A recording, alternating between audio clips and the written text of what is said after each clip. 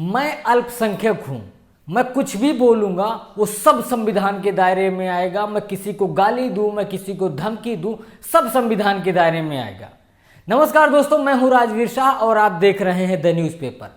आज से 2 दिन पहले हमने एक मामला उठाया था नूरपुर वाला, जहां पर करीब करीब 100 हिंदू परिवार वहां से पलायन कर रहे हैं क्योंकि उनकी जो फंक्शन है, उनकी बारात से लेकर उनके जो भी शादी के कार्यक्रम होते हैं उनको रोका जाता है वहां के कुछ गुंडों द्वारा, धार्मिक गुंडों द्वारा। उसको लेकर हमने मामला उठाया था और वो मामला इतना हाईलाइट हुआ कि आज मीडिया भी उसको बहुत तेजी से कवर कर रही है। लेकिन आज हम उस की बात करेंगे, उस नेता की बात करेंगे जो अपने आप को नेता कहता है और उसकी भाषा गुंडों वाली है। तो पहले आप इस बाइट को सुन लीजिए, इसके बाद इस मैटर पर आगे डिस्कस करेंगे। से उन्हें भी कह देना चाहता हूं कि नमाज तो देखिए होगी, और हाँ, हम बारात नहीं चढ़ने देंगे। अगर आप बिना परमिशन अगर बारात चढ़ाएंगे तो हम नहीं चढ़ने देंगे। आप ईंट ले आओ, पत्थर ले आओ, गोली ले आओ, हम नहीं करने देंगे आप लोगों को ये सब। दोस्तों, आपने इस बाइट को सुना। ये जो नेता है इसका नाम है नाजिम अली। नाजिम अली कौन है ये भी जान लीजिए। ये ओवैसी की यूथ ब्रिगेड के प्रदेश अध्यक्ष है। जो ओवैसी की पार्टी है AIMIM, उसके यूथ ब्रिगेड का प्रदेश अध्यक्ष है नाजिम अली। नाजिम अली कहता है कि हम नमाज पढ़ेंगे, हम मस्जिद में नमाज पढ़ेंगे, लेकिन हिंदुओं की बारात नहीं चढ़ने देंगे। ये कहना है नाजिम अली का। आपने बाइट भी सुन लिया, बाइट अच्छे समझ में आ गई कि हम बारात पढ़ेंगे, हम नमाज पढ़ेंगे लेकिन हिंदुओं की बारात नहीं चढ़ने देंगे।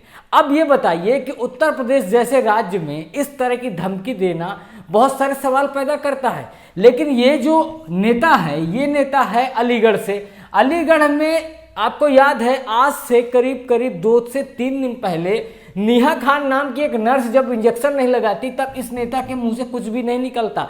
ये नेता चुपचाप शांत रहता है। जब भी भारत के प्रधानमंत्री कुछ बोलेंगे ये नेता उठ के बाहर आता है। जब भी योगी आदित्यनाथ कुछ बोलेंगे तब ये नेता उठ के आगे आता है। खाली इसको योगी आदित्यनाथ में तकलीफ है और इसको मोदी में तकलीफ है। जो भारत जैसे देश में जो नर्स वैक्सीन नहीं लगा रही थी उस पर इस नेता ने एक भी बयान नहीं दिए हैं। ये ओवैसी का पार्टी का यूथ ब्रिगेड का प्रदेश अध्यक्ष है नाजिम अली। इसने कोई भी सवाल नहीं खड़े किए, जबकि ये अलीगढ़ की नर्स थी जिसने इस वहां पर इंजेक्शन नहीं लगा रही थी, वैक्सीन को भर रही थी इंजेक्शन में, इंजेक्शन को चुभा कर वैक्सीन बॉडी के अंदर इंजेक्ट नहीं कर रही थी, वैक्सीन को बाहर फेंक रही थी। उसको लेकर मैंने वीडियो भी बनाया था, आपने देखा था। इस पर इस नेता ने कुछ भी टिप्पणी नहीं की थी। आज ये नेता जब उत्तर प्रदेश के अंदर इलेक्शन है, हिंदू मुसलमानों को लड़ाने के लिए क्या कहता है कि नमाज होगी, हिंदुओं की बारात नहीं चढ़ने देंगे। हम मस्जिद के अंदर नमाज होगी लेकिन हम हिंदुओं की बारात आगे नहीं जाने देंगे। इस तरह के भड़काऊ बयान दे रहा ओवैसी का नेता।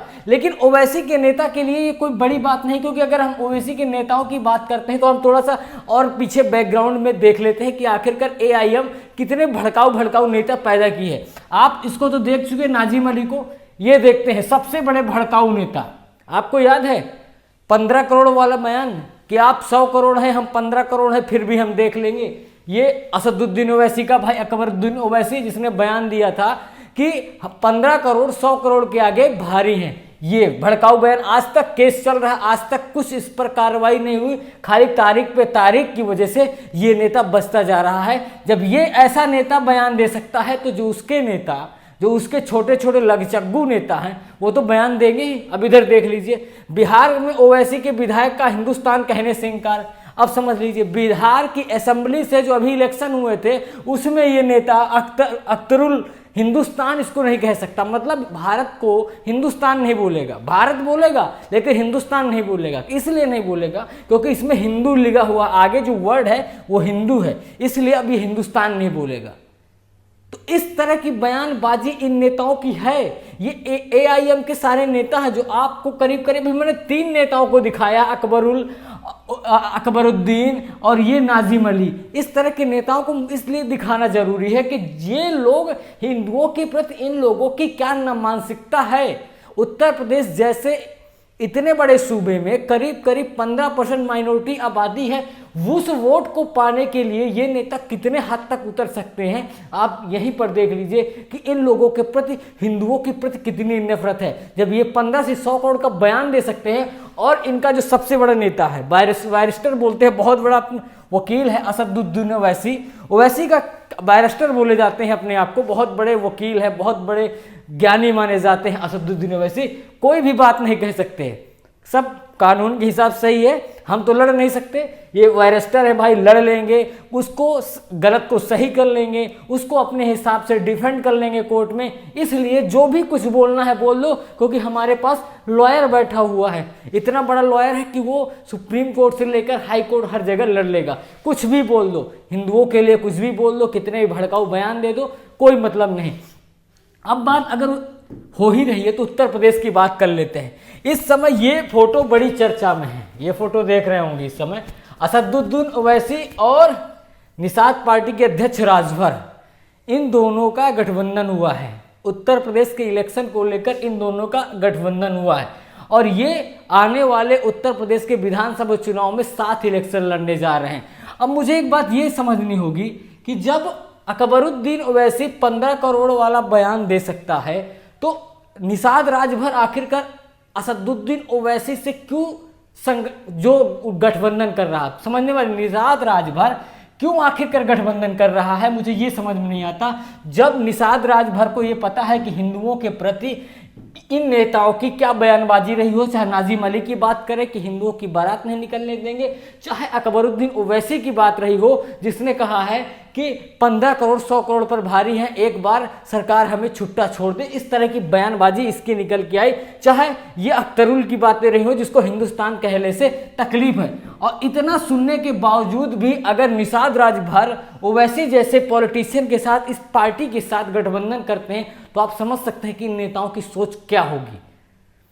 तो दोस्तों ये है पूरा का पूरा नूरपुर का मैटर, और नूरपुर के मैटर को लेकर इस समय सियासी घमासान छिड़ चुका है, क्योंकि ये नेता पहली बार ऐसी कोई बयानबाजी नहीं किया। इससे पहले इसने योगी आदित्यनाथ को लेकर बड़ी बयानबाजी की थी, इससे पहले इसने जब चाइना और भारत का क्लैश चल रहा था तब इसने चूड़ी जैसे बयान प्रधानमंत्री नरेंद्र मोदी के लिए यूज किए थे। इस नाजिम अली, सैयद नाजिम अली ने, जो ओवैसी के यूथ ब्रिगेड का अध्यक्ष है उत्तर प्रदेश से।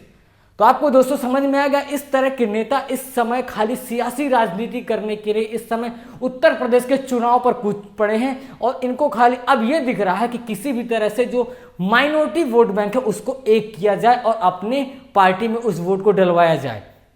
क्योंकि हालिया घटनाक्रम की बात करें, इससे पहले अभी आज की अगर हम बात करते हैं, आज नसीमुद्दीन सिद्दीकी जो पहले बीएसपी के बहुत बड़े लीडर थे वो अब कांग्रेस पार्टी में, उनका कहना है कि सभी अगर मुसलमान एक हो जाएं, अगर सभी मुसलमान एक हो जाए, जो 15 से 20% उत्तर प्रदेश की आबादी है मुसलमानों की, अगर वो सब एक हो जाते हैं तो हम बीजेपी को हरा देंगे। कांग्रेस पार्टी जिसका कहेंगे इस समय वोट बैंक रहे उत्तर प्रदेश के अंदर, कितना भी प्रियंका गांधी घूमे, कुछ भी हो, इस समय टक्कर तो अखिलेश यादव और योगी आदित्यनाथ में है। ये सबको दिख रहा है कि समाजवादी पार्टी और बीजेपी की टक्कर है। लेकिन अगर कांग्रेस पार्टी के नेता नसीमुद्दीन सिद्दीकी कह सकते हैं कि सब अगर मुसलमान एक हो जाए तो हम इलेक्शन जीत सकते हैं, तो आप समझ सकते हैं कि इस समय किस तरह से अल्पसंख्यकों के वोट बटोरने की कोशिश हो रही है। इसलिए इस तरह के छुटभइये नेता आकर बयान दे जा रहे हैं। तो दोस्तों चलिए फिर मिलते हैं किसी और वीडियो में। मैं हूं राजवीर शाह, आप देख रहे हैं द न्यूज़पेपर। जय हिंद।